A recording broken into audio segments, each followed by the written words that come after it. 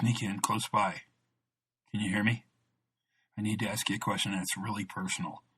So I don't want to ask it out loud because I don't want other people to hear us. How is your hazard identification program? You can tell me. Your secret is good with me. How is it? Is it good? You like it? Te gusto? How is that program?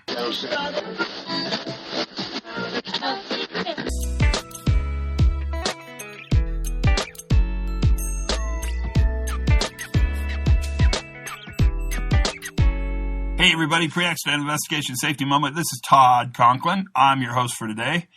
Thanks for allowing me that little secret question. And I'll bet right now you're thinking, oh, this is going to be about hazard identification and hazard identification programs and the importance of hazard identification in a system. And I think all that stuff's important. I mean, there's no argument I'm trying to think of one. There's no argument I could make that would tell me that it's dumb to go out into your system and look for hazards and identify those hazards. This seems like a smart idea. But I would actually suggest that hazard ID alone is not enough. That's right, I said it. Are you freaking out?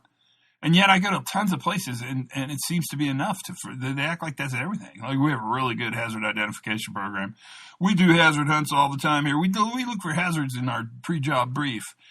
But hazard identification is half the battle.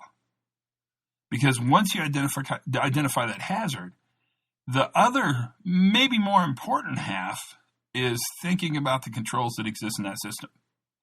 Now, in the old days, we'd have talked about the hierarchy of those controls. Let's put that aside for today. Let's just talk about the fact that if you identify a hazard, half of your job is done.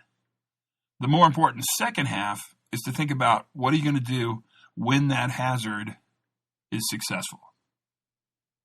What controls, what barriers, what safeguards, what systems exist that when that hazard comes to fruition, big word there, sorry, when it comes to fruition, what's going to actually keep that worker from interfacing with the energy that hazard creates? Think about this.